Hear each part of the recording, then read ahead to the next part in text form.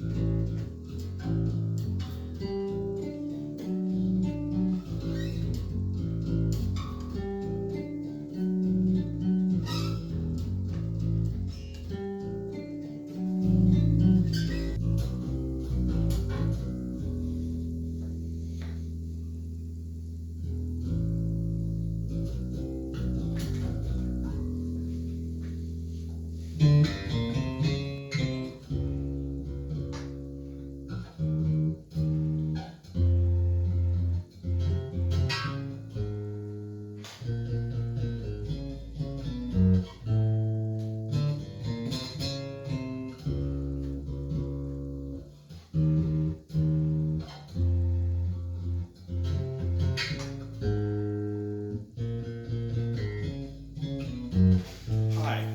it's Ross here.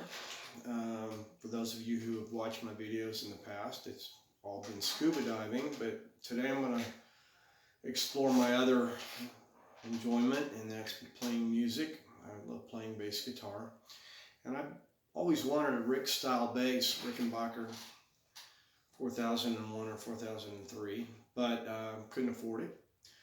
So I decided I would order a fretwire.com kit and build my own. So I did that using the Utah slab bass kit.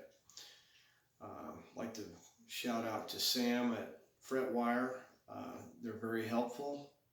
If you email them, they email you back almost immediately. And I wanted to let them know that I really appreciate all their communication. Additionally, my apologies to Paul Rogers of Free and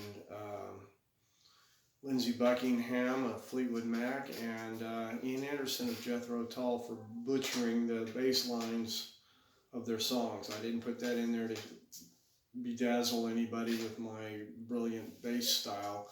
I was just showing, kind of giving you an idea of what the tone is of this guitar that I built myself.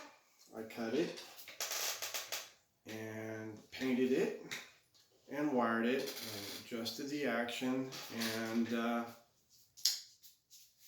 this is my bass guitar.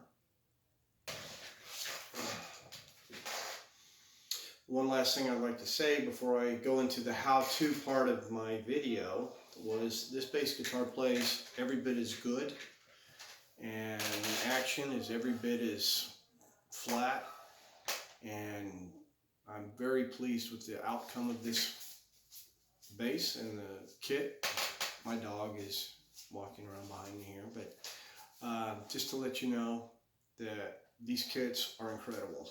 I found the quality of the finished product every bit as good as anything I could have bought. I started out by finding some templates online that I could use, and I transposed them to some butcher paper that I had and made my own template.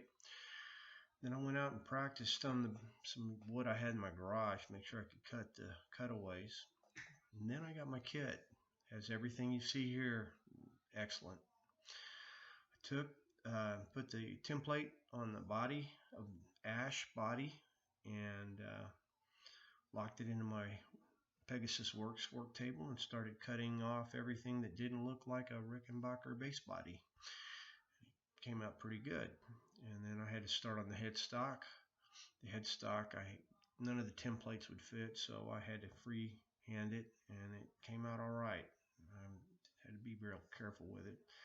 Put it together and realized it might work. I just had to do a lot of smoothing and sanding. So the next day I started with my belt sander, and I started smoothing out and taking off all the excess. And I also cut in a belly rub plate on the back and sanded it by hand and also by belt sander. Then I attached all my hardware so I would have all my screw holes ready. And then I detached it all so I could paint it. Painting was a challenge. First we had to do some more sanding. The painting was a challenge. We started with a clear coat. I clear coated it, and then I sanded it down, and I clear coated it again, and I sanded it, and then I painted it with flame red and Inca gold model lacquer, and it came out okay. I used this template here to hold the body up so I could clear coat the back of it without it sagging, and it came out pretty good.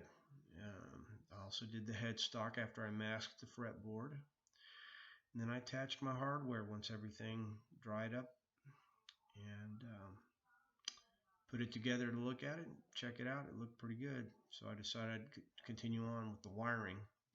Wired up all the potentiometers without doing the pickups. I glued the neck to the body, and then after that I put all the pickups and the hardware and put it all together. Got me a new set of Rotosound swing bass long scale strings and strung it up and gave it a run, and it came out perfect.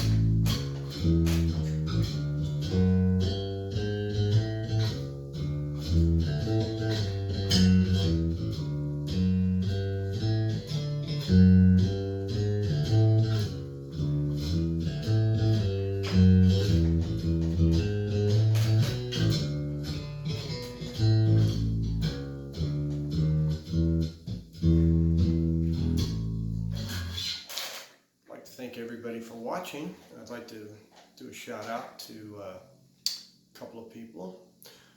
Brad Angove and his YouTube videos were very helpful, as was Fred Yin on wiring the bass, and finally John Carruthers. He had 4 videos that helped me tune the neck and adjust the height of the bridge and the nut and the length of the strings. It was really helpful. Thanks for watching. You'll have a good evening.